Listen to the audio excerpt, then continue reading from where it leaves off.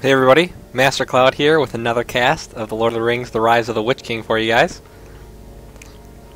Today's epic battle is going to be on the lands of, actually I can't pronounce it, but it's like Nandusomethingorother or something like that, which is a 4v4 map.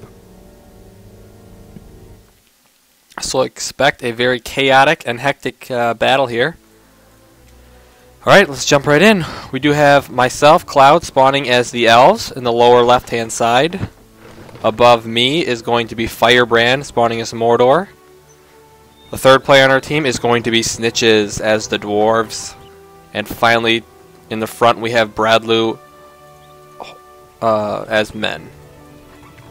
Actually going for a barracks on the low ground. Maybe trying to grab this, this inn early on. Now, across the way here, our opponents are going to be Fisher, also spawning as men. Mordor up top or Mordor, JB playing Mordor. And their third player here in the far back, Osiris as men. Watch for Osiris as men, always goes, especially in the back, always goes for Knights of Dalamra. So we might be seeing a little bit of that. And in Elves, Zorro, so a very actually even game here in terms of the races. There's only one dwarf, and that's going to be Snitches. So we'll see if we can get out those dwarven heroes and deal a significant amount of damage with those. Meanwhile, I've gone for stables to start with. Has Zorro done the same? He has gone for... I have no idea what he's gone for because I can't find his builder.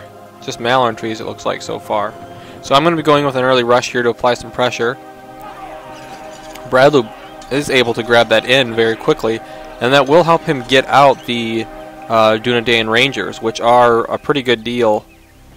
Much cheaper than building the advanced archers at a built-up archery range. So if I were him, I would start to work on those quickly here. Oh, that's what happened. That's what Zorro did. He went for Arwen. Okay, so scratch that. He did not go for a macro-oriented opening. He went for a cheese opening here. So Arwen starts out here, but she's already turned back by these swordsmen. She is pretty much the worst hero ever. Maybe not quite. There is always Eowyn. So yeah. Anyways, looks like these horsemen are going to try and get by this troll. And they do get by there just fine. Arwen, meanwhile, going up top now, maybe searching for some farms to level up on. She may find Snitches up here grabbing the outpost here with those dwarves. Although I think those dwarves can probably take Arwen. I'm not sure what, if any, unit she can take early on. Maybe like a horde of orcs or something. Looks like she might be able to deal some damage to these dwarves, but I think they should be okay there. Meanwhile, FireBrand going with some archers here and a Haradrim Palace, so mixing it up just in case. Now we do have some battles beginning here in the middle, and the Dunedain Rangers are out, so they will be supporting all these ground troops. Or all these melee troops, I should say. I guess they're all ground, right? And with that, Bradloo is going to be able to easily hold the middle. Meanwhile, JB up in the top looks like he is going to be doing some sort of mass archer strategy here.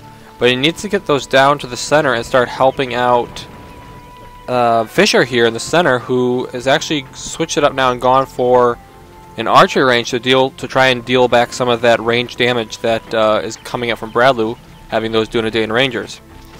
Meanwhile, Arwen at the top has managed to kill off plenty of these dwarfs. Probably had to use his heal to keep her alive.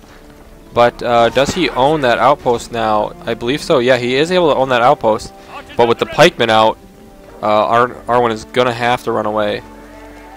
She might be able to take out that right there. Meanwhile, I have a unit of horsemen down on the right-hand side, and I've taken out Zorro's outpost down here.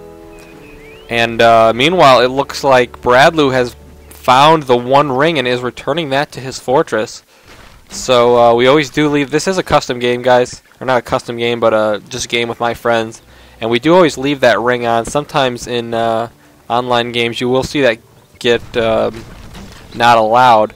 However, we always felt that having the One Ring not to mention how cool it looks, is sort of a way to break sort of a long tie game. Because when you get out those ultimate heroes, it's pretty much GG, but not always, not always. Galadriel's not nearly as good as Sauron in my opinion, but Sauron pretty much, it's over.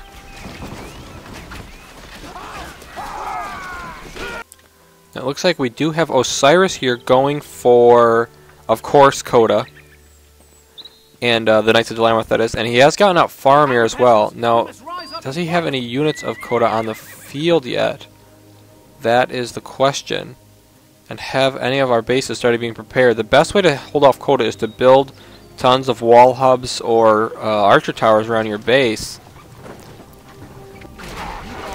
But it does not look like Osiris has actually gotten any units of the Knights of Dalamoth out yet. He is working on one now, though, so those should be coming out soon here. And we'll be able to apply some pressure to our fortresses if those do get out. Or our heroes, as they also are very effective against heroes. Meanwhile, I've gone for a mass archer strategy myself, and now I have Glorfindel. And FireBrand actually quickly rushing the fire archers here. And that is going to be used to help support Bradloo here in the center. And with that as support, there's no way that they're going to lose the center anytime soon. Meanwhile, up top, we do have Snitches finally moving out. He does have Prince Brand on the field. Or, not Prince Brand. Wait, maybe it is Prince Brand. It is Prince Brand. I don't know what I was thinking. So Prince Brand is on the field, first of the Dwarven heroes. Quickly followed by King Dane, who is now also on the field. So the Dwarven heroes already starting to amass in number. And that bodes, that does not bode well for the enemy team, because they will have to try and counter that in some form or fashion. Now Zorro also has Glorfindel out, and Glorfindel for him is already up to level 5. Arwen at level, I think it was level 3. So they are trying to work out, or he is trying to get those leveled up quickly here. Meanwhile, my Glorfindel is going to be taking on the Fire Drake. Luckily, my pikemen here find the enemy heroes, and that is not good for Zorro. He needs to definitely pull back there. And I believe this is my tower as well.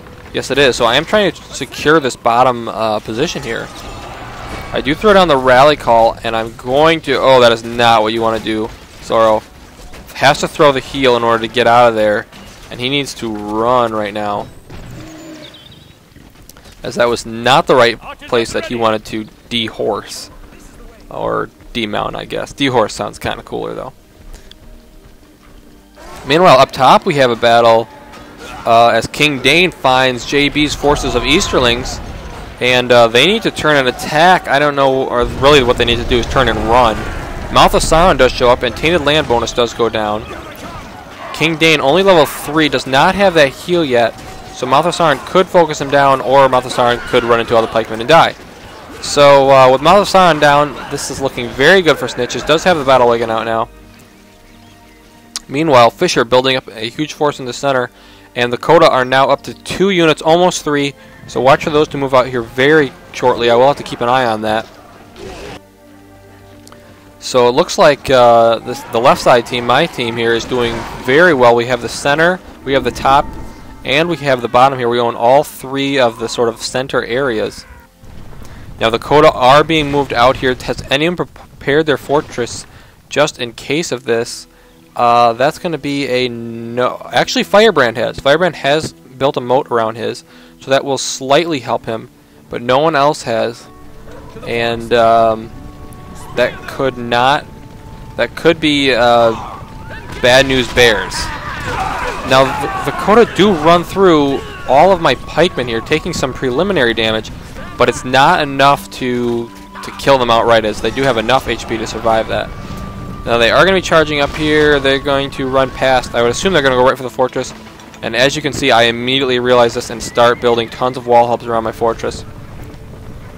And Osiris is going to go straight for me. I don't think I have enough money.